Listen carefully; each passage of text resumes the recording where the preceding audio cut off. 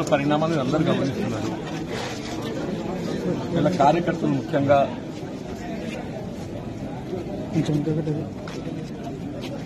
అంటే వాళ్ళు ఏ విధంగా మనస్తాపానికి గురైండ్రు, వాళ్ళు ఏ విధంగా బాధ వ్యక్తం చేస్తున్నారు.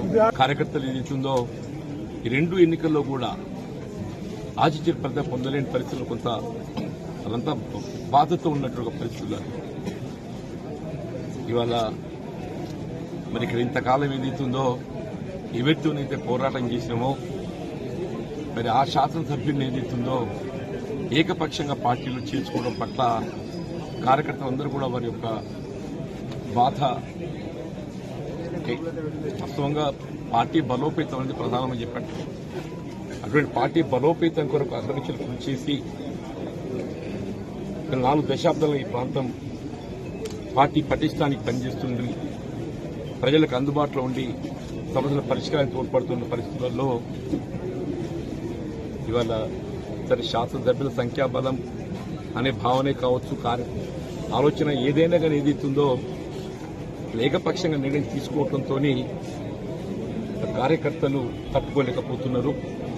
వారి యొక్క మరి ఆలోచన సూచనలు దానికి అనుగుణంగా భవిష్యత్తు కార్యక్రమాన్ని నిర్ణయం తీసుకొని జరుగుతుంది. మరి భవిష్యత్తు కాలం నిర్ణయిస్తుంది.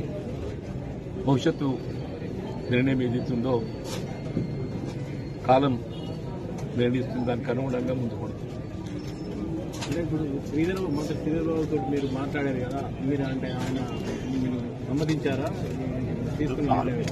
విద్వత్ సంతృప్తి అనేది కాదు, జరిగిన పరిణామాలపై ఏదైతుందో చర్చించడం జరిగింది.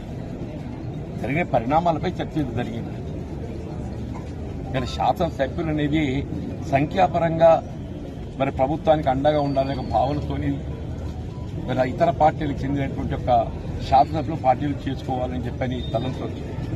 కానీ ఆ చేరిక అనేది ఆ ప్రాంత కార్యకర్తల యొక్క మనోభావాలను కూడా గౌరవించాల్సినటువంటి బాధ్యత పార్టీపై ఉంటుందని చెప్పని నేను భావిస్తాను. చెప్పండి, దశాబ్ద కాలం తెలంగాణ రాష్ట్రం ఏర్పడినప్పటి నుండి కూడా మరి ఈ ప్రాంతంలో కాంగ్రెస్ పార్టీ బలోపేతం కొరకు కృషి చేసినటువంటి కార్యకర్తల మనోభావాలకు భిన్నంగా కేవలం శాసనసభలు సంఖ్యాబలం అనే యొక్క భావంతో చేసుకోవడంతో వీళ్ళ కార్యకర్తలు అభిమానులు